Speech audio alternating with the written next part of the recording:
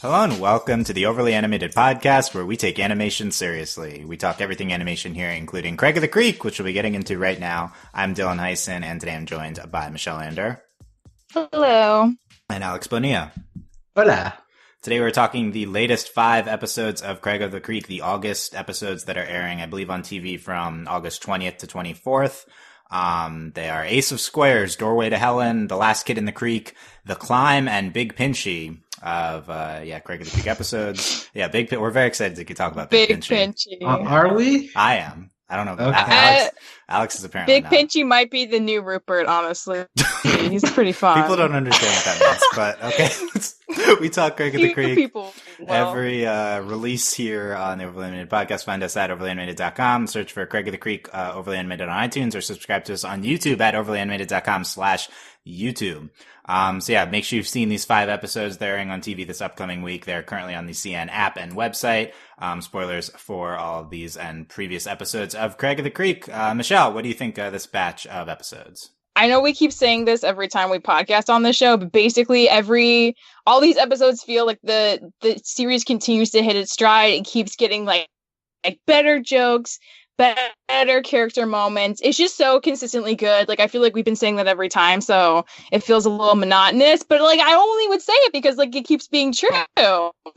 Like, there's so many funny gags in the episodes. No, we've been talking about Craig sometimes suffers because he's the main character for not being as interesting, but I feel like he has some really standout moments in these episodes, and it's kind of a nice relief to see him growing finally, and I have a lot more excitement and faith in his character going forward at this point, seeing what they've been able to do with him in these last 5 in particular. So yeah, I was really high on these. Like, this is always such an enjoyable show to watch. The quality is always so high. So I'm a big fan. There's a lot of standout moments to talk about, but like overall for the 5 of them, like there was not a dud among them. So good job team, all around. Good job, team.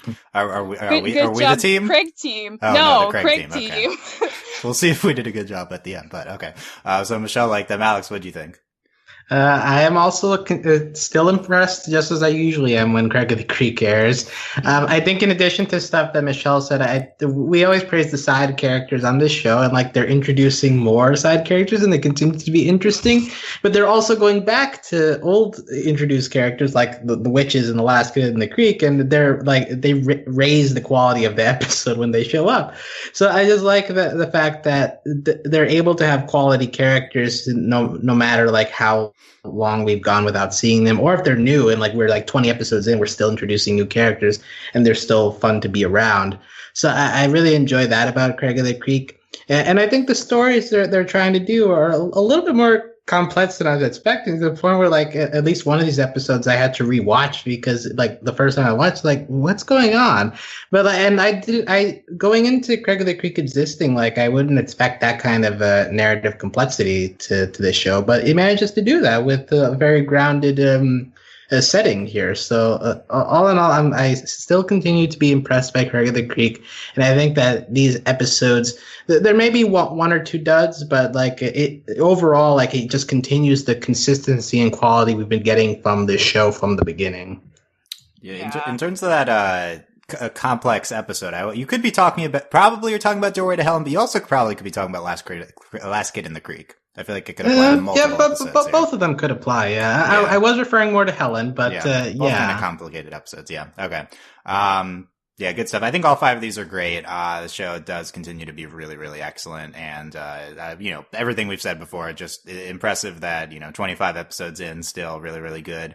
And, I think that all of them are good. And Doorway to Helen is, one of my favorites ever from this show. I think it's an absolutely incredible episode. I was so into it, and I'm so into everything they're doing there. In addition, I love Ace of Squares. I love Big Pinchy, obviously Big Pinchy. Yeah. We got to listen to the song many times. Add it to the pantheon of JP songs. It's so good. all two of the pantheon. Yeah, pantheon is a strong word. Oh, it's a growing pantheon. I'm sure it'll grow. Yeah, but those are great. And then there's Last Kid in the Creek, such a weird, complex episode, and there's some strong stuff in there, and The Climb's just a really solid one as well. So, and they do keep adding side characters, which is baffling. That in like a good it's way. Working though. So yeah, it's like, wow, this is another distinct character that has its own particular personality. That's awesome. They have probably like 50 side characters now. Like, easily at this point, yeah. Yeah, kind of crazy. I like that we're able to go back to the witches in a casual setting here, and just as like part of a larger episode. And yeah, I mean, this just says really good things about the show moving forward. If we can just continually add these side characters to our like toolbox and use old ones, and a lot of promising things we could do with this in the future. But yeah, okay. So I said Dory to Helen, my favorite of the bunch. Michelle, what do you think's your favorite here? Top 2, Dory to Helen and Last Kid in the Creek, but Ace of Squares is very good, and Big Pinchy's one of the funniest ones, on my opinion, because I love JP. So, and the climb's great. I mean, the climb might be the least intriguing, but it's still a solid episode, and all the rest of those 4, I feel like anyone could pick a fave, and I wouldn't question their choice, because they're also good. A fave, yeah. Yeah, the climb's the most traditional episode, but I still think it's very solid, and there's some good moments, yeah. Alex, what's your favorite of the 5?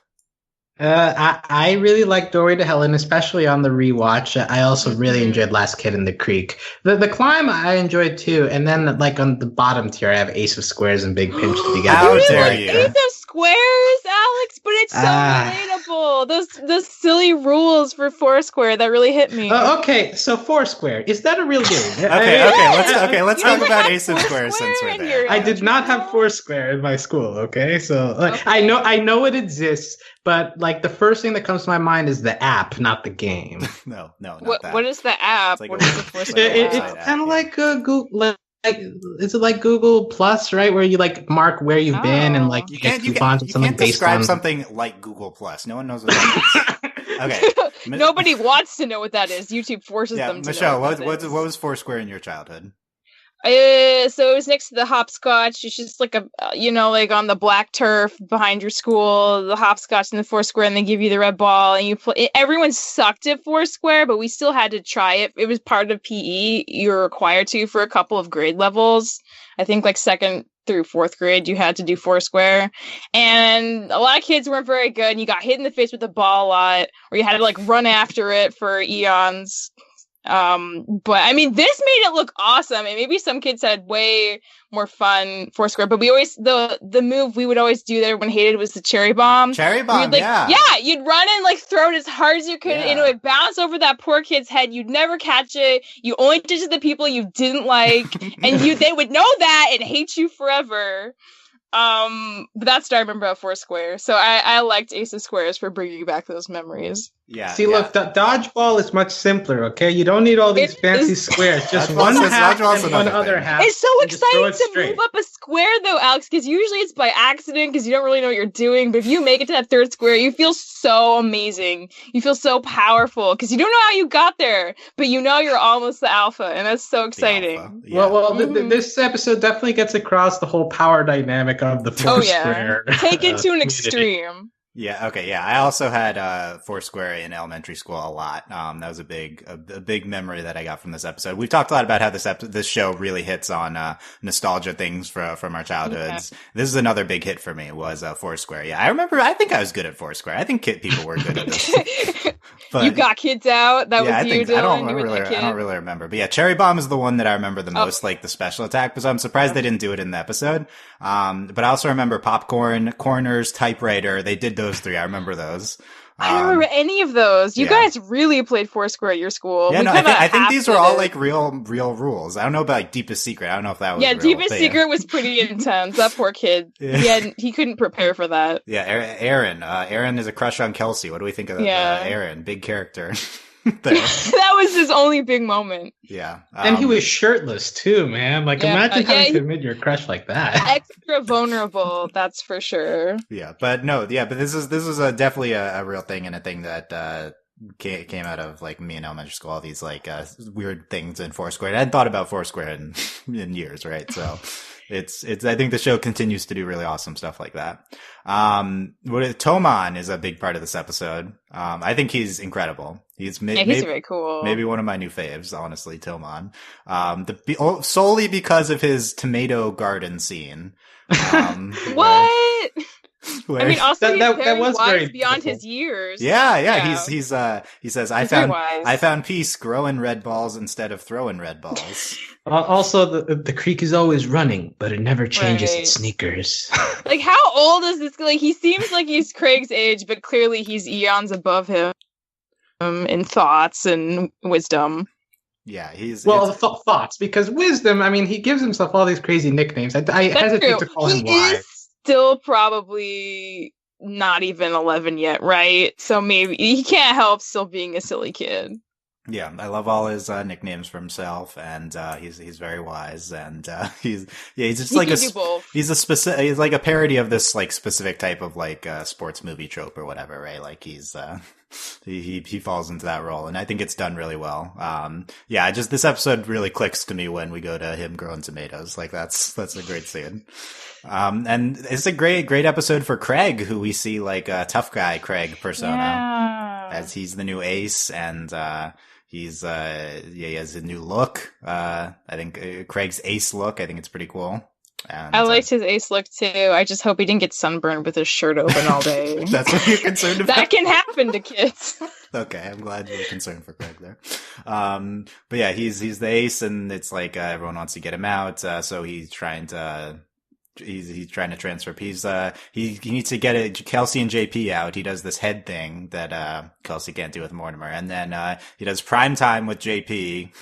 That was a really fun cutscene between him like explaining the rules. JP's like, "Oh yeah, totally," and then it just cuts to him getting he's out. Got to say a prime number. Yep, JP. Yeah, poor JP. Yeah, but then they're going back to Simple Foursquare, and then the Candy Kid, Bobby is the new ace. Also, we're calling Craig Peanut Head.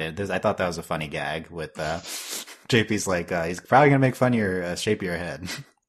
Like, and Craig's like, why would he do that? And JP's like, no reason. Yeah, is that a thing? Is Craig have a peanut head? I hadn't thought about that before. I don't think so. Like his head's pretty round. I don't think maybe in peanut-y. profile. Like if you look at more him like a from the macadamia nut or a hazelnut. Yeah, maybe from profile. That's true.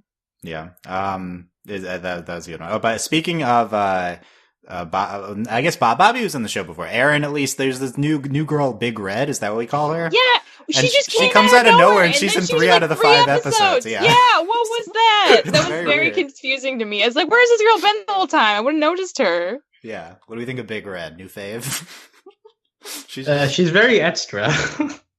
She doesn't do much in here, but she's just there in a weird way. She reminds me of digging you. Yeah. Dylan, you probably remember in Codenamed Kids Next Door, they had that Girl Scout-esque troop. There was a red-haired girl who was like the leader of that. In a weird way, she kind of reminds me of her. There's not just the red hair. Like their personalities are very different. But I kept thinking about that when I kept seeing her crop up all over the place. Okay, I don't remember that, but we gotta get Justin on that reference. You gotta Justin. Oh, I bet I will look it up. I don't know her name, but she was a big deal in that show. Yeah. Okay. Other things from Ace of Squares. Yeah, I thought I don't know. I thought it was really between Toman and the Foursquare nostalgia. It really worked for me. I guess the one moment that like sticks out to me is when everybody is calling out Craig for being the ace, and like at some point they like one kid throws trash at him, and like that's the moment he cracks. At first he's like, "Well, wait, I did a good thing, right?" And like everybody's just talking him down, so he just internalizes that as like, "Okay, fine, I'll act like the way you think I am." It's like that part is kind of relatable in a way. Like you don't know why people are talking bad about you, but if you hear it enough, like you end up absorbing some of that, and like it ends up coming out in your behavior. I don't know. That little moment where like he just kind of cracks, it's quite noticeable there. I think about that kid who used to be the main kid, because like maybe he was the same way, and that's why he's like, I hope you can handle the pressure of this job, because everyone's like so on your case, you can't help but start to get defensive. And like Alex was saying, become the thing that you didn't want to be, the thing you were trying to change. Yeah, I think that's communicated well. Yeah. This you got a feel for Toman, right? That's the the moral of the story. All right, Michelle has linked the picture of the. That's the girl. Yeah. She's in like a Girl Scout-esque troop, and she's really intense, and the hair just totally reminded me of her. Okay, Shawnee Fulbright, apparently, if you want to. Yes. Look her up. Okay. Let's. Yeah. So a thumbs up on Ace of Squares. I didn't think we'd be making K&D reference. I think we've compared the show to. Was it this show to K&D, or we've talked about this on? We did in the pilot, I think. Yeah, just because there's such a huge cast of characters. LARPing. It's very LARPing, kid oriented. Yeah, that too. That's why. Okay, so speaking of LARPing, Doorway to Helen, I feel like is a big LARPing episode here. None of this is probably none of this is real, although unclear from the episode, which is a very interesting choice. That's the thing. What do you mean? You don't know if this is real? Of course it was real. What do you mean? Of course it was real. How would you guys not think it's real? Okay, the dimension stuff. The dimension stuff. Because the first time I watched. Well, the first time I watched, I wasn't sure. Okay.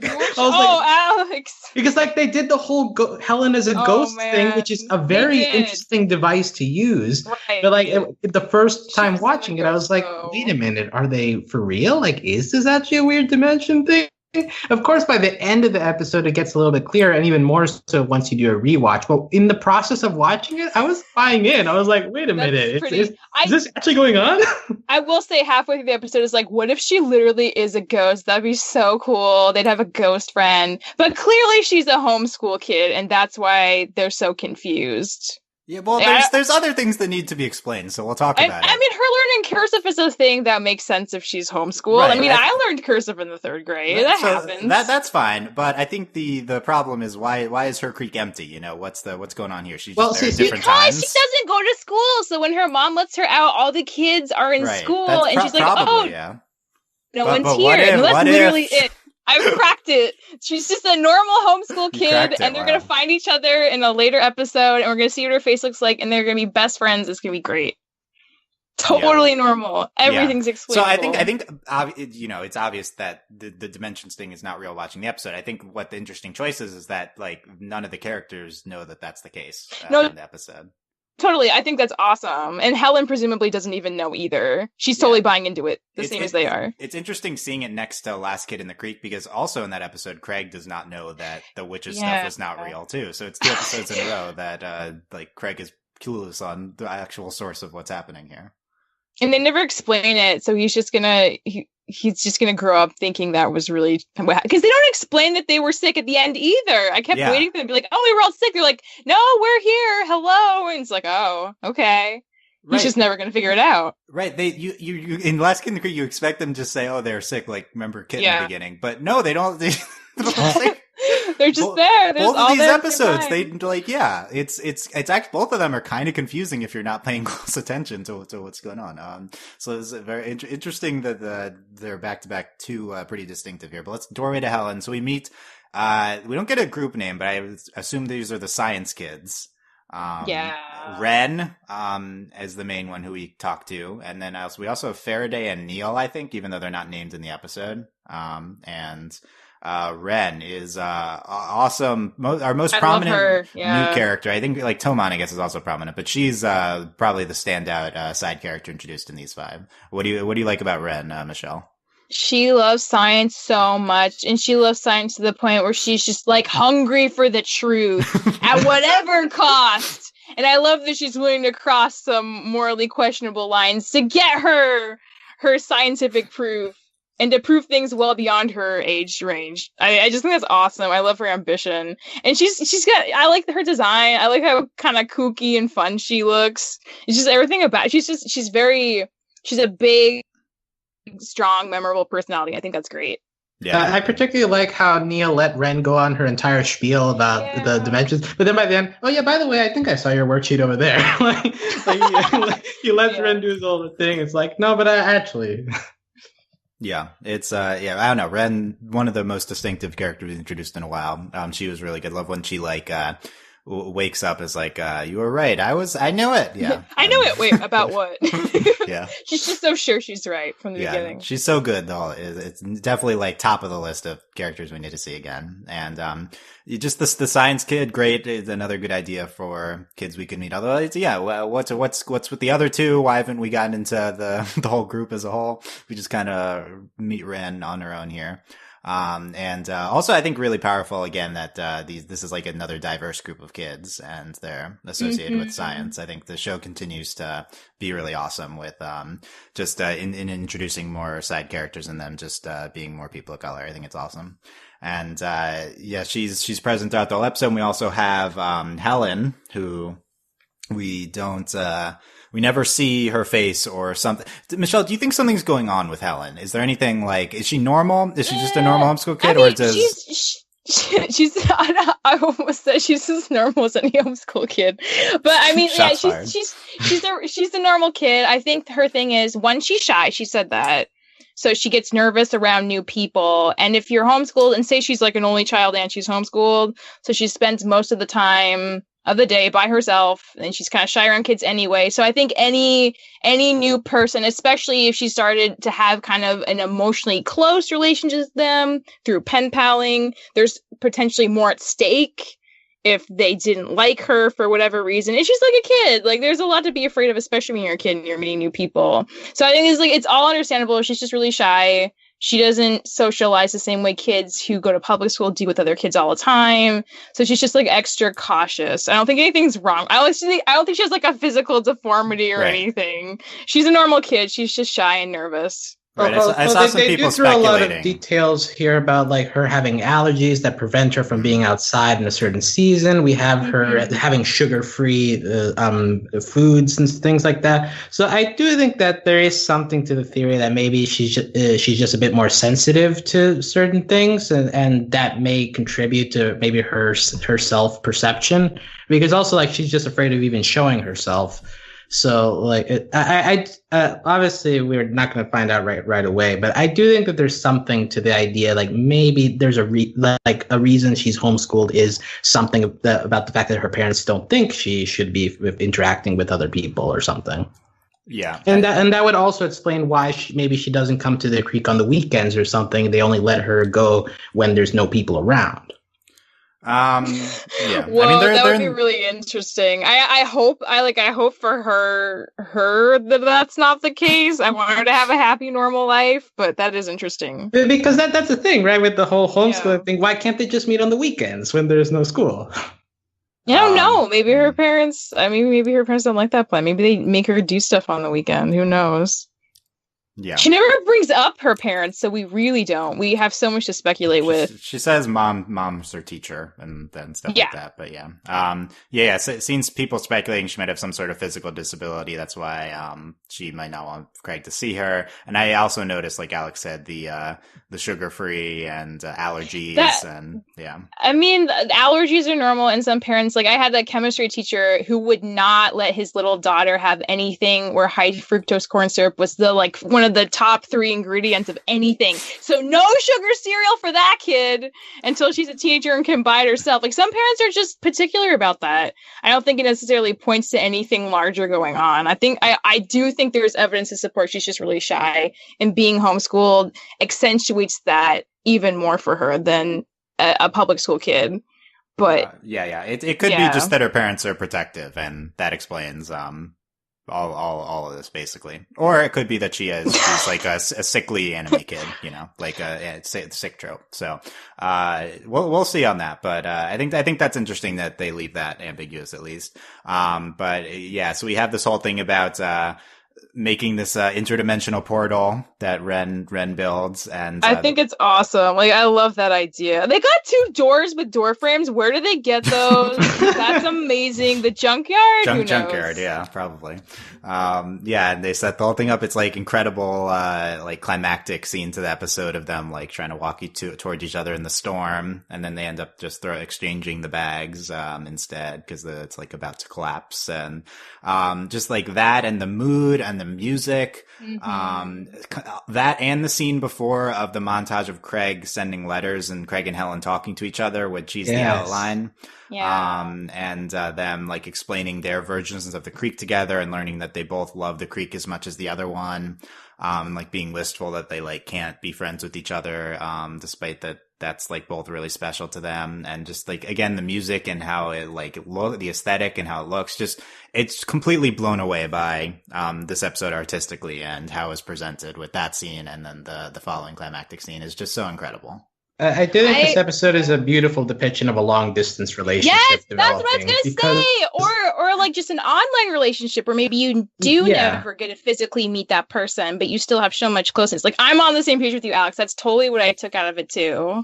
And like the final interaction with Helen, like you can also interpret it that way, right? Like, I'm afraid you're going to be disappointed, and like she's like struggling to move her feet even. Mm-hmm. So like that kind of, it's like a social anxiety that's like through letters or through text, like it doesn't really come off, but like in person it feels like a totally different feeling. So just like I do love how that episode kind of depicts the difference between like a relationship developing over a long time versus like actually getting to see that person in person, like the stuff that goes through your head when stuff like that happens. Exactly. And just like writing to a pen pal or a long distance, like social online interaction, like all you really have in that kind of relationship is communication. So you get really good at like sharing things about yourself and getting into like personal stuff and getting that kind of emotional closeness. And that can make it even scarier for that to potentially change or be broken once you reveal yourself fully, if you aren't used to it because you live so far away. So that just really resonated with me. It's like, oh my God, it's so true. I feel that with my online friends I haven't met yet. So I thought it was very well handled. Yeah, I agree with all that. Okay, we cracked the code. Dory to Helen's about online friends. I love it. They're talking about their versions of the creek, and this is what I mean by like why are they seeing different things? There's the trading tree, and then when Helen sees it's the ghost they're tree. In school, and she goes to the rock at a different time of the day when it's warmer. Right. That's, and it's like a kid exaggerated version of that. Yeah. And the sun rock, and the being warm versus it being cold. And then just in general, her describing her version of the creek as abandoned. And so it's like, I kind of love how it's like done where you like, what's happening, but it's also like, it's kind of confusing and mysterious. And also the characters are under the belief of that. It's like a really specific mood it creates for the audience watching it. And they got Alex. They got Alex the first time. he was hooked into that. He was like, "Oh man, different dimensions." Craig, the show Craig. I want to believe. Really gone far. He's expanded their universe in ways we couldn't have imagined in the first season alone. Yeah. Okay. Alex is Ren. That's what we determined. And Helen, I just want to point out, is voiced by Kamaya Face, who also voices Katrina on Star vs. the Forces of Evil. So she will be very cute once she finally shows up. I am willing to predict that. Yeah. Cute character voice. She's a cute profile we've seen. Yeah, so how about I have to bring it up. Are we shipping Helen and Craig? Is there sure, why not? Is this a romantic interaction? Is very like time travelers, whatever romance movie, where they're sending letter. Like, I feel like there's that aesthetic going on here. Oh, there is like literally a movie called The Lake House or something about people from different time periods. Yes, that movie is so ridiculous. I'm telling you, I feel like that's what's kind of going on here. Craig and Helen. I mean, again, they're like little, and he wants. He brought up all his other friends too. So I think he, step one. Whether there be a step 2 or 3. Step 1 is just for them to all be friends together and get to know her. Yeah, step like 1. As a group. I interpreted it as Craig being a little bit like thinking of it as a potential romance. Well, also like that line where JP is like, "I'm here for physical and emotional support." Like, oh, JP, so pure. Yeah. So we'll see on that. This is maybe the episode that most needs a sequel, I guess. Out of also the cardboard episode. See Helen. But just kind of the most dramatic episodes of the show need follow-ups here. So other side note, so we got this thing with cursive, which I love. That's another kind of a nostalgia thing we brought up is learning cursive. That's completely useless. And it's similar to Elven.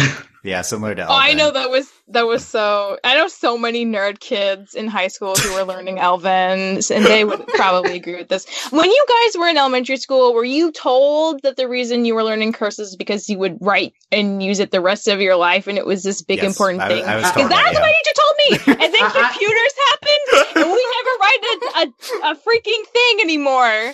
So we only use it to sign our names. It's like literally, it is so useless. I hope they don't still teach it. Because I nobody think they needs told me that it was for formal things, and it was mostly to help really? you practice writing faster. Because the idea is, if you don't lift your hand while you're writing words, then when fake. you're writing normally, it helps you to write faster if you know how to do it in cursive. Yeah, Well, if you know how to fake do it news. nicely, but I think they're not. Some places are not teaching cursive anymore, so that's why the Craig kids don't know that, I guess. Because they're Because by my time they're already admitting, like, no, you're not going to do this like in real life, but it is for. you're not going to use it in real life, just in your pretend formal life. Yeah. That's Kelsey knows it from. She recognized it from her Bubby's birthday cards, and that's sweet. Yeah, so Bubby, I think Yiddish word for grandmother. So I think this is signed Kelsey is Jewish, or at least has a Jewish grandmother. So. Well, she's also Hungarian. She's so Hungarian. Like, Eastern European, like that's the common connection. Hungarian. There. So I'm claiming Kelsey for the tribe. So Hungarian Jewish Kelsey. This is all I need, and she's joining my pantheon of Jewish Cartoon Network characters, including Oscar, the elephant from Summer Camp Island, who had a similar thing. Yeah, similar thing where Oscar's parents call her Bubba. Yeah, and then we have Jared Shapiro from Powerpuff Girls. Who's heavily coded Jewish. So yeah, those are my three. What about Steven? Is he maybe Jewish? Yeah, that's possible. Yeah. They're Italian for sure. Yeah, that's true. They do have the Italian thing going on. But anyway, yeah, I appreciated that, being Jewish myself. Yeah. So Kelsey, learning more about these characters. Even now, we also had Kelsey's dad, big appearance next episode, which we'll get into. That was really, that was so cute. I love that. Okay. And then, I think that's all I have for Adored Helen. I'm super high on this. Like, I'm like, top 3 episode of the show, maybe top 2 or 1 best episode of Craig. I'm possible. It's a very beautiful episode. Possible. Yeah. They're definitely making my top animation episodes of the year list. Like, it's super.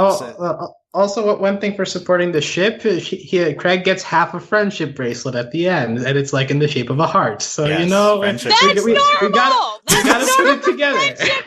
Necklaces. It's a friendship necklace. First off, it's not a boyfriend, like a partner necklace. But you can love your friends. That's why, Alex. You can love your friends. What? Yes. See, Michelle is purer than the rest of us, so that's why she is able to see through this. I fight for the friendships between boys and girls that are platonic always. Yes, well, this is the show for you, I feel like. Yes, if you're I hope so. Yeah. Okay, let's talk Last Kid in the Creek. This is a complex episode. Happened. Yeah. Yeah, I think like it kind of doesn't come together as well as some of the smaller episodes, because just so much is going on. Like Doorway to Helen, very like singular aesthetic and like plot line, and then Last Kid in the Creek, there's like just a lot of stuff going on. I think only the ending doesn't come together, because I was like, Craig should be getting sick for that smoothie because it's got all the sick kids' food, and why does nobody tell them they're sick? Those were the only 2 things. Well, it's like, why is everyone getting sick? Is it because they're getting stuff from Kit, or is it because of the food that's exactly why, because she's sick and she won't leave, and she sneezed all over their faces and their food. And right. So if the smoothie at the end, if he got the chips from not Kit though, then he would be fine. Well, the bag was contaminated. Like, I was looking at it, and there are like parts that are just like green and grody. Yeah. I wasn't clear if that was the bag design or if that was that's the sick kid germs. That's not the bag design. That'd be a terrible bag design. Also, maybe the orange juice in the smoothie helps keep Craig safe from all the disgustingness of the rest of the food. That vitamin C, or maybe it's just coming and it happened off screen. That was a kid thing, like orange juice being magical, like non-sick, like anything with vitamin C. But yeah, not that it's any of it's confusing. I think it's all really well done. There's just maybe the most jam-packed episode of Craig. So let's go through it. So Kit, sick in the beginning. Alex, were you feeling for your fave here? Yes, but I respect her toughing it out, but at the same time, you're Alex, that's not food. Good. Yeah, and you're gonna get more sick if you don't take the time to get better. This is what college taught me. Yeah, like I get that her business is her big thing, but at the same time, like, is it worth keeping your business if you're going to endanger the health of your clientele? Like, then what if you have less clientele at the end of the day? Exactly. You've killed people out of being sick. You're the sick girl. I'm not buying your apples today. Yeah. Okay. So she didn't want a competition. She wants her monopoly on the creek. Yeah. So JP's food reviews. I love this. JP's I love YouTube it too. channel where he does. I love it because it points out how stupid those contests are of like fan submissions for flavors. Like, ooh, here's the buffalo wings and truffle flavored chips, and when you eat it, it's just like sour cream and onion. Like it tastes exactly the same. Like, what's the point of having all these fancy flavors? Like they're making you pay at like a couple extra cents just to like have a different package. Like those fan flavors are disgusting. So that's what we're parodying here. The flavors are silly, but the food reviews make it all worth it, right? Because you can have this very particular local weirdo chip and get some guy on the internet to eat it. You can watch him make faces. You're like, I know what that tastes like. Yeah, he tried it. Is that how you connect with the food review community? Yeah, I will say there was a podcast I used to listen to about nasty food. Well, at the end of the podcast, they would just test random foods, like people sent them, like random sushi snacks sent in from Oregon or something. They would just eat it on mic and like tell them, like it was a weird kind of ending segment to it, but like through audio, it was interesting. We should do that. Do we have the budget for weird snacks, Dylan? If they're related do that. If they're related to shows, I guess. Somebody send us hot cabbage and clam flavored chips. We'll eat it on mic if you send us it. If it's like a tie-in to Craig, then yeah. Yeah, if we find those chips are real, we should also send them to the Craig crew because they probably birthed it into existence. Yeah, maybe it'll be real now that they put it out there. Because like theoretically, hot cabbage is like kimchi, right? Oh, that's true. Oh, those could be kind of good then, maybe. Oh, wow, you're on board. Okay. Yeah. And they're like red. They're like bright red, which is like pretty cool. Oh, it didn't take long to convince you to try those chips. Interesting. Like they're like Flamin' Hot Cheetos, but like more interesting flavor, maybe. Yeah, but it was not like hot spicy. It was hot. Like laid out. Just hot fire. Yeah. Okay. JP's reviews, and they're off the charts. He's 12 views on them. That's great. The hot cabbage and clams chips, 3 out of 5 belly freckles. What do we think of JP's metric for his foods here? He had a lot more freckles on his belly than 5, so I'm a little confused about that scale stopping at 5, but I guess that's fine. It's his scale. It was 5 in that area. It was very strategic because he has to point down at his belly freckles, but at the same time he points down to hit like and subscribe. So like it's a 2-in-1 system. Wow, JP master YouTuber here. Yeah, he is. He says, but let me know what you think in the comments below, or don't. I don't base my happiness on the opinions of others. Yeah, that's if you're listening on YouTube, I co-sign that statement. Yeah, it's great. JP more mature than all of YouTube with that statement. So good job, JP. And then later he says, and don't forget to watch my amazing food reviews and hit subscribe. So yeah, he doesn't forget to plug. That's still a good business practice. Yeah. We have this thing with Craig being a picky eater. That's kind of the I relate. I would not judge other people for eating nasty food. That's their choice, but I relate to being a picky eater when I was a kid. Okay. Craig's a little harsher about it. He like judges everyone hardcore for their food choices all the time in this episode. Yeah, I do think this is another kind of nostalgia thing. I feel like everyone's kind of a picky eater when they're a kid to a certain extent. So I think this is a lot of people are gonna. Yeah, because like something like liver dumplings, right? Like today, I say like, poor Kelsey. Like today, I would be open to that. But as a kid, like there was actually a Danish girl who like brought in pate one time, and like they explained what pate was, and I was like, ew, that's disgusting. But then in Guatemala, pate is cheap for some reason, and I ate pate, and I was like, oh, okay, I like this, and at some point, I had a phase where I was eating pate like once every week or so. But like it just like as a kid, like it's stuff that sounds disgusting. When you're adults, it's like, that might be fine. Yeah, basically. So I think that's makes sense. He'll grow out of it, Craig, and he drinks the smoothie. So is he done with being a picky eater now? Has he learned his? Learned his lesson? I don't know if he's done being a picky eater, but he's done being a food judger, which I think is way more important. So the problem was him judging everyone else. Yes. Okay. Like he doesn't have to like all the food. Like who does? Very few people, but he won't judge them for just eating it and enjoying it. Yeah. So that's a good point. We have the JP's sick, and then we have Kelsey and Craig, just the two of them in the creek, and they're dancing, which I loved. Yeah, that was cute. And then Craig's drawing Kelsey as a strawberry for some reason. He's like, I'm not going to draw those nasty chips in your portrait, though. Yeah, so that's her portrait. And then Kelsey gets sick, and her dad is reading the letter to Craig that she wrote. And he has some reservations about it, but he's trying to honor her wishes. Okay, now it sounds like I'm threatening a child. Yeah. I think that's my favorite. I loved scene in her the episode. pose too, with the sword on her lap, like she's going to be carried out to sea on a little boat. She's very dramatic about it all. Yeah, it's wonderful. Was that a video that they recorded and sent Craig, or is he? I think so. Are they FaceTiming with that? Oh, maybe it was FaceTime. They FaceTimed before when he was at the grandparents' house. That might be it.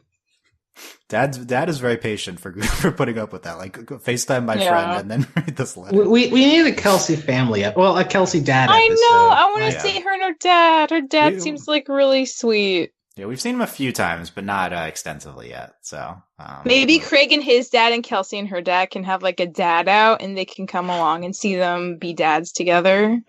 Yeah, there's some good Craig's dad stuff coming up too, so we'll talk about that. But yeah, Craig. Craig alone at the creek. He built this fake JP and Kelsey.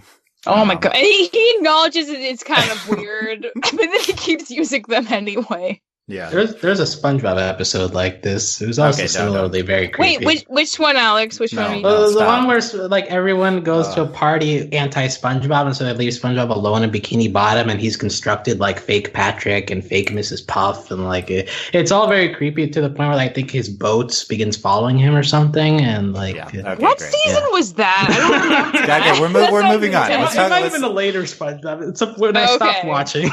Talk about the witches. The witches are back. That easily makes this a top episode because there are more witches, clearly. Yeah. Their second big appearance, although they also appeared in the music episode. And Courtney is gonna work at Smoothie Groovy now to save up because she wants to buy a hearse. And she's gonna use it to drive to visit her girlfriend in college. This is the sweetest thing. They're punk goth in a hearse, so romantic, so dedicated to their alternative look. It's so sweet. She says, "Can you imagine showing up in my dorm in a hearse?" Yeah, so blatant of them dating. Yeah, it's gonna be so good. It's that's so weird, but also wonderful, that exchange. Yes. Yeah, they think it's a supernatural morality tale with Craig. And Craig's like, "I did yell at the sky." I did. He does it like twice too. Yeah, and they go through this whole thing, and then they go to the Smoothie Groovy, and they make this gross Also, that sequence at the bridge, I like that it ends with, it ends like, that little dude is a riot, and Tabitha's just like, I love him. Like, it's so cute. It's like, they're indulging him, but it's because they're actually having fun about it. It's not like they're trying to get rid of him. So I just like that little detail to add to the characters. Yeah, they're willing to play the part he has given them and play it the best they can. Yeah, I think that's one view. Another view is they are messing with him. Like they do force him to eat this gross thing, like, cause they trick him into doing that. Well, he's still a little gullible kid. I mean, they are teenagers. Their kindness only goes so far to be believable. I'm not saying they're a little bit mean, but it's all in good fun. I think that's the point of including that at the end too, which is good. Yeah. Craig eats this gross smoothie, and then all the kids are back. And the end. So also like Kelsey, it says like, what are you talking about? So like that also made me think like wait, that's so confusing. You were the one who sent the letter like, oh, I might die. So like is it a weird thing? Mean? Yeah, is it a weird thing where Craig was imagining all this? You never know. This is more of a question mark to me than Helen, for sure. I will say that it was just presented, and I think it was presented intentionally like this to be jarring, and it was also just fast because there's so much happening in the episode. But yeah, it was a little weird. You just like, because you forget that everyone was gone because they were sick. Like by this point, it's been like 5 minutes, and then it's like, oh, they were gone and they're back. Interesting. Like I guess the witches did do it. Yeah, I guess it's like maybe Steven Universe in that it's from Craig's perspective here. So we're seeing that's true. That could be something that they argue for, and that would make just as much sense. Yeah. What are we satisfied with this as a second witch's appearance here? I think they were cute together, so like that's enough for me. That's all they need to be, a little trickstery and super cute. Yeah, and getting a hearse to. I hope the third appearance she has the hearse already. I want to see that. Can you buy it? Can you just buy that? I don't. Apparently, in this town they can. She's gonna put a down payment on it. I mean, that's what she says. I don't know. I don't think she's lying. I think that's her real goal. Let's Google here. Hearses for sale. Well, I'm sure if you're a funeral home, hearses for sale. Yeah, carsforsale.com. 33 hearses available. Oh my god! See, there's a 2003 used Cadillac DeVille for $11,500. That's not bad at all. 37,000 miles. Okay, that's cool. Okay. And you know what? Actually, Dylan, you can store so much more in the back of a hearse. Think of like the storage opportunities. If you're gonna, do a cross country trip, you want to do it in a hearse. Or if you need all the equipment for a seance, it's got a lot of room to fit all your incense or whatever. Way cheaper than a truck. Trucks would cost you a pretty penny, but a hearse, no one thinks about that. What did she want it for? Just for the aesthetic? Is that the only Maybe she's reason? gonna help her girlfriend move all her stuff after she finishes her first year. So she wants it for the storage capabilities. Yeah, I think the storage. Maybe they get good gas mileage. Who knows? They might. I would be surprised. She can keep a coffin back there, but it's actually a cooler. Yeah, no, that would be so cool. No, they could bring it to parties to be like, "Hey, we brought the drinks. Open up the coffin. There they are." And everyone would be freaked out at that. Cool. That's the point. No, because all their friends are going to be just as cool and like into the same stuff as they are, so they're going to love it and high five them. That's a good point. Yeah, do they have other god friends, or is it just that person's a hero? Exactly. Is this really goth culture buying hearses? I feel like this is an exaggeration of goth culture. Goth culture can be whatever you make of it, as long as there's black involved. So yeah, 2004 for less than 10,000.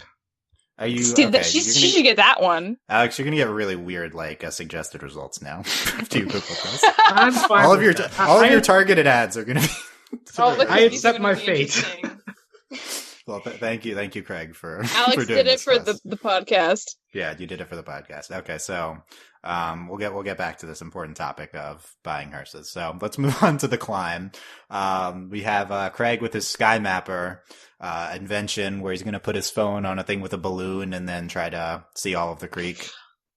How expensive are drones? Why would they attempt a homemade drone when drones aren't that expensive anymore? Are they? Craig can't buy How expensive are they? They're in the hundreds of dollars still. Yeah, that's not that expensive. Craig's a kid. Where is he going to get that? Yeah. I mean, I feel like what was $10 for us is now $25 for today's youth. So okay, I mean, true, but that's a difference. It's a difference between $25 and $300. But Craig's just ambitious. He wants to invent that. I buy this in terms of him wanting to catalog the creek and see it from above. That's true, especially for map purposes, I'm guessing. Yeah, and I like the way the show has integrated technology more and more with their phones. Mm-hmm. You see the shot of the video as it's being recorded in this episode. Previously, you had the call with Kelsey's dad. So yeah, I really do like setting the show in the present and them using their phones and stuff. That was a big component of this episode, was him getting his phone back. He gets stuck at the top of Mount Sycamore. The biggest tree in the creek. I think this is probably another childhood thing, a really big tree being fascinating. Yeah, and everyone wants to be able to climb it. Things getting stuck in the tree. Yes, and people carving their names into it. People will carve names into anything that's wooden. Also, especially trees. Yeah, that definitely. And climbing trees was a big thing as a kid. Yes. But they don't really climb they don't climb trees like kids do. They climb it like a mountain in this episode. Well, that's because that was a mountain of a tree, though. That was a special case scenario. Right. So okay, but yeah, I feel like we could have a separate tree climbing episode where you just climb trees normally. That's another thing that was big as a kid and it's completely irrelevant as an adult, is climbing trees. Because I grew up in Utah, we only had two kinds of trees. We had those white ones, and then we had pine trees. And I was so desperate to climb trees, I would climb the pine trees, knowing I was going to get sap all over my head, and then just accepting that I was sappy head. Sappy head? Twice a week for years. Yeah, because of the tree sap. Is that especially your nickname, pine sappy trees. Head? No, thankfully that wasn't. But I had a sappy head. I had a lot of weird haircuts. I didn't know Michelle was a tree climber as a kid. I don't think I really loved climbing trees. Interesting. I think I was too cautious to climb trees as a kid. You do get really scraped up. Like, your knees are gonna be pretty funky for a while, and your legs. So if you don't like those very much, you're willing to abandon them to nature, it's a good time to climb. Abandon them to nature. So Michelle related to the climbing kids that we Yeah. That we see here. So they are Maitreya and Abby is who we meet here. What do we think of Maitreya and Abby? I feel like they're kind of like surfer kids who are for like rock Maitreya. climbing. Yeah. Yeah, so I guess this is this version because there's not like an ocean here. So we just, this is their surfer version. They were nice though. I again though, introducing more, I feel like this could have easily been two other characters we'd seen who just like were into climbing for this episode. But no, we're introducing more characters and I'm sure we'll see them again at some point in the background. These are probably older kids, right? Yeah, they seem a little older. A little bit older, yeah, but Maybe I'd 14. not as old as like the elders though, I'd say. Or like Craig's brother, maybe could be Bernard's age, I don't know. But Craig, there's this whole thing about how Craig doesn't have his phone, so he didn't know they ordered pizza with his family. He had to eat this scary, scary salad. Why do people even get salad with pizza? You know what you want when you order pizza. It's not salad. It's not Just salad. order a nice salad if that's what you want, but don't combine them. I feel like some pizza places do like, hey, if you buy 2 pizzas, you get a free salad sort of thing. Yeah, I think that's what that was. They're a pizza place, and they're like, oh, why did we get this pizza? Why do we get this salad in our pizza shop? We'll give it away. Yeah, I think it was the free salad for sure. They didn't seem interested in the salad, but the best parts of these scenes were the stuff with Craig's dad, where he made Bernard take pictures of him and the pizza. No, first the pictures with the pizza. That was very cute. But the phone harness is such a dad thing. And then the phone holster. Yeah, what do you think of the phone holster, Michelle? It's such a dad thing. Like, I'm sure like my stepdad probably has one that he made out of leather from a leather working class he took because he was bored one day. So it feels very dad. Yeah, it feels very dad. Alex, I could envision you with a phone holster. What do you think about that? What? Why? Am I supposed to take this as an insult or as a compliment? Or I don't know. Well, respond. Could you ever Dylan? See yourself with the phone holster? Oh my god! Yeah, he's 82. And he can't hold his phone normal anymore. See, my thing is, what makes this different from a pocket? You're just adding extra steps here. I agree with that. No, it's different, Alex, because it's like literally like a fanny pack for your phone. That's the difference. Like it's the same. Well, place not as a really, because you're putting in the same position. But nobody wallets on the outside of their pants. So why would you have a phone on the outside of your pants? I that's where I keep my phone, right outside pocket. I feel like it's the same thing. Where do you keep your phone? Let's discuss that. I keep it in my pocket because that's where the easiest. Like everyone else. Okay. The Plus, phone does. Alex has like guy pockets, so like a phone really would fit in there. So why wouldn't you put it there if that's the case? Right, and also I don't have a fancy phone, so like I think a holster might be good if you want to show off your phone. So like part of it whip it out like a pistol in the West. Yeah, or like part of it is sticking out because I think the holster like it doesn't cover the phone all the way. So like if you want people to know you have like an iPhone or something, so you stick it in, you leave like the top half that has the Apple logo on it. Like it might work like that if you really want to show it off. But like I have a middle-aged phone, dad's getting street cred. Yeah, I think we've discussed the phone holster to enough of an extent. We also in this episode we also have the Craig climbing the tree, and best gag from the episode is when JP gets stung by the wasp and Kelsey like puts a sheet over his head. He's warm now. His face should be warm now. Yeah. That was really cute. Yeah, that's a great one. And then Craig gets to gets his phone and then also goes to the top of the tree and like starts drawing, I guess, a map of like the surrounding areas of the creek. I don't know, but I thought that was a great shot though at the end. If I were Craig, I'd be so scared of climbing down because at that point, like, great, you made it to the top, but like, look how high up you are. It's very precarious. Like, trees are very, very thin on the tops. Even a really big old tree would be pretty thin. So he's lucky he had belay friends to help him. Belay friends. Mm-hmm. Yeah, they did say that word a lot. That's true. Yeah, very professional climb that they embarked on here, and Yeah, just I think it's a nice, solid episode, and the shot at the end's great, and a lot of good gags and stuff throughout. I can't believe we haven't talked that much about Big Pinchy yet. Pinchy. Okay, so crawfish, is this a Maryland thing? I always thought of crawfish as like a Southern thing. Crayfish. You say crawfish, I say crayfish. They say Maybe crayfish it's one of in the those episode. orange things, yeah. Okay. Crawfish. I think crawfish are different from crayfish.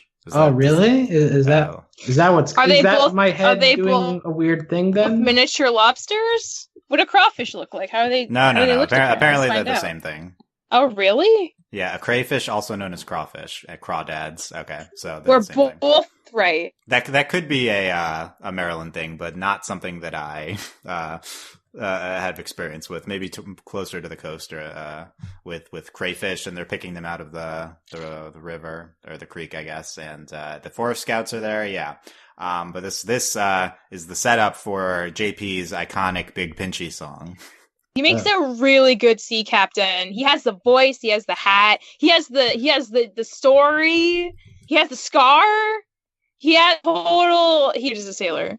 Yes, great sailor. JP is here. Michelle, you iconically are a huge fan of "Do the JP."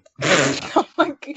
Don't even mention that song to me ever again. I can't believe they did it at Comic-Con. Like, oh man, that's a lot. It's a lot of that song everywhere. So, since you're such a big fan of "Do the JP," what do you think of the Big Pinchy song? I'm not sure the Big Pinchy Pinchy song is going to be as memorable as the JP, but I think it's infinitely better. It's a way more fun song. Yeah, Alex, it tells more of a story. Yeah, it is a story. Is Big Pinchy a better song than "Do the JP," Alex? No, I think "Do the JP" is more fun. It's more danceable. Because you wave your arms around. Is that why? It reflects JP as a character more. That is probably true. Yeah. I like the ending line of the song. It was like, "He'll pinch it, ye." Like, yeah, that's really cute. Like that, that's fine. But like the rest of this, like you said, it's not as memorable of a song. "Do the JP" it is more earning of the title iconic as opposed to this song. No, I think this is a great. I actually think like musically is a better song than yeah, like composition wise and lyrics wise, but maybe not as memorable. True. It's great though. But listen, gotta keep listening to Big Pinchy. Where is it on YouTube? Gotta get that up. And it comes back at the end too with the picture montage. But then most of the episode is them their journey to find Big Pinchy, and Craig's recording it. Can I say another relatable thing? Kelsey being very anti-photogenic, like that was me as a kid for a while. Like if someone was recording, I'd try to find ways to like get out of the picture. Like if somebody's taking a photo, I'd like try hiding behind a taller person. Like for some reason, I just hated being in photos as a kid. Especially because like people would tag you and put it on Facebook or something, and your friends would see it, and that's just a whole other level of mortification right there. Yeah. Kelsey, camera shy, was very cute. I'm still that though. I still don't want to be in pictures. So I relate to that even now. I think that's an interesting trait for Kelsey to have because she's so, bombastic most of the time. So I like adding that dimension to her. We have so JP is following a butterfly into a yard. Then there's this, they see the dog. My favorite part is the tree that it looks frustrated with its children. I also like the tree gag. That's all I'll say. Yeah. Okay, Alex, what do you think of the tree?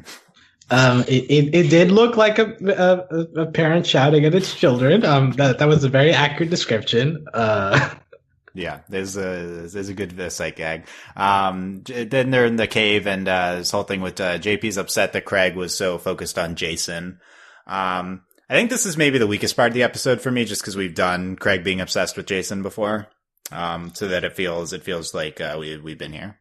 Yeah. Although why also is that a bigger ship?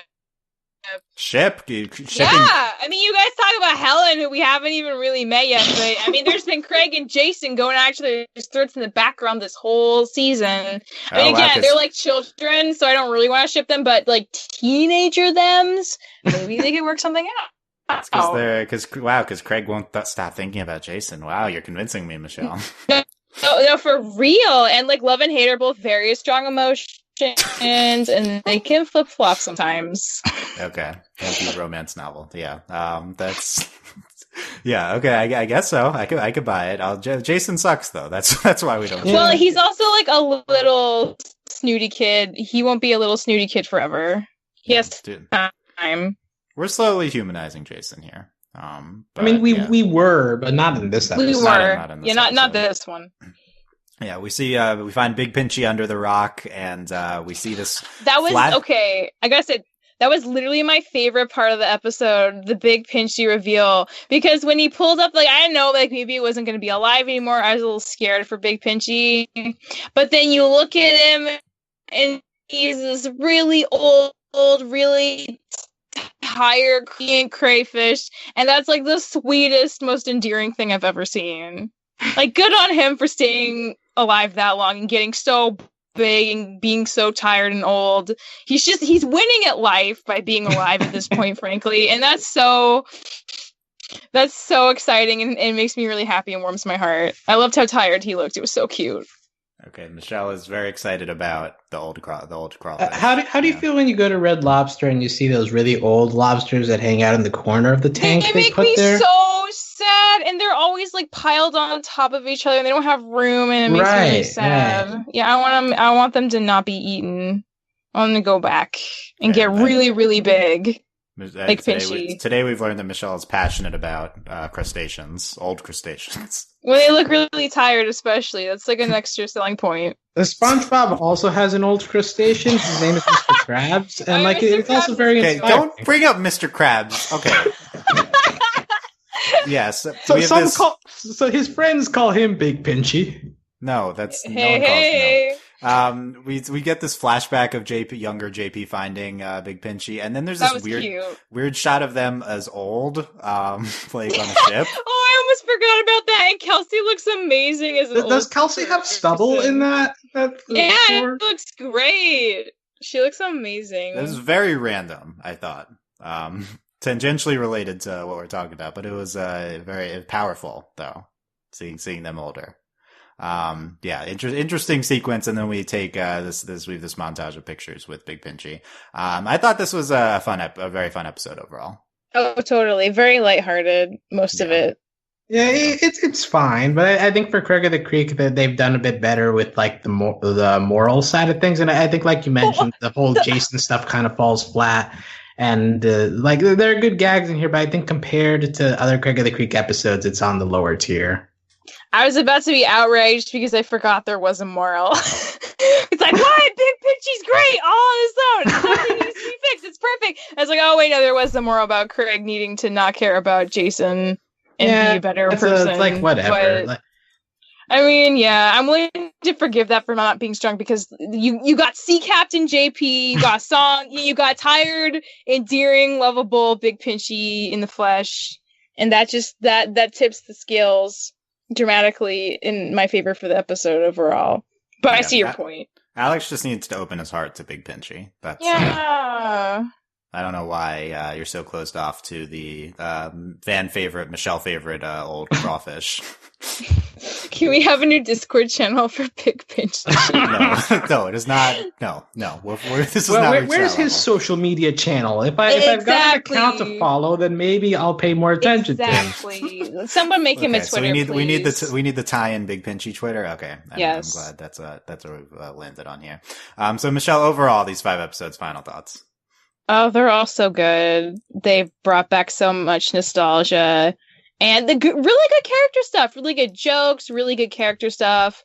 Like all around, like this is one of those shows you want to watch when you want to like feel really good, but also think about your past and how great certain things are. And maybe go outside and explore the woods.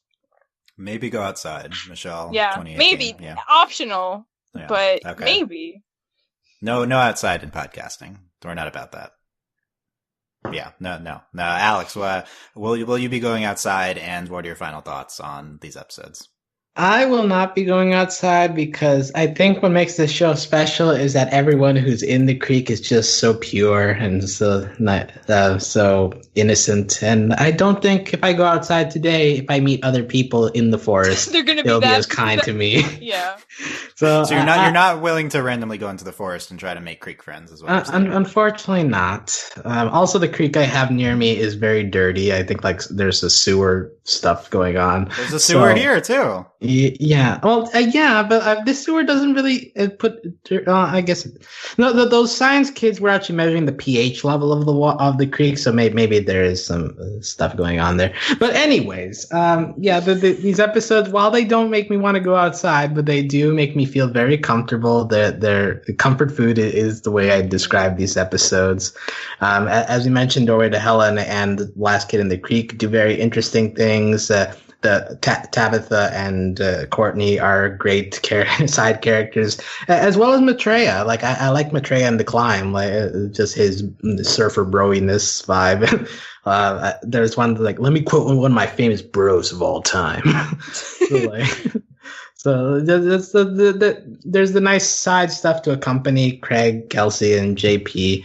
And yeah, so they're doing more interesting things with their stories than I was expecting, and that's just helping to keep it fresh every time I check in with a new batch of episodes. Yeah. Well said. Yeah, well said. Another wonderful batch of episodes. Story to Helen. Very going to be a long time memorable episode of the show. And we really learned recently Craig of the Creek renewed for season 2 in 2019. Oh yeah. That's very exciting. We don't know how long this current season is. We don't know how long this season is. Probably 15 more episodes, I guess. That, or, I mean, that's Summer Camp Allen's going to 20 plus 20, but we don't even know that really either. So, yeah, kind of unclear, but we'll see how many more Craig episodes we get. If they continue to release it in this like 5-episode batch format, when the next episodes will be, we don't know any of that yet. So, but whenever it is, we'll be back talking more Craig of the Creek. Let us know what you thought of these episodes on overlyanimated.com. If you click on the article, or on our YouTube, overlyanimated.com/YouTube. Let us know, what you thought of JP's comments on YouTube, and whether you would subscribe to JP's YouTube channel, and whether you've accepted Big Pinchy into your heart. Like Alex has not. And there's only one right answer to that question, by the way. Yes, the answer is yes. I'll find everything else at overlyanimated.com. We've got DuckTales, Mysticons, and more this weekend. Marvel Rising as well. Podcast up at overlyanimated.com. And you can join us on Discord, overlyanimated.com/Discord. We have a Craig channel there. You can support us via Patreon, patreon.com/overlyanimated. Thank you very much to all of our current patrons, especially our patron of the podcast, Beatrice, aka Beatrix Cavendish. And thanks as always to our patron executive producers, John Ryan, Steve, Alex, and Hugh. Yep, back for more Craig whenever we get more Craig. I don't know, that's it. Thanks for listening, guys. We will see you next time. Bye. Bye. Adios.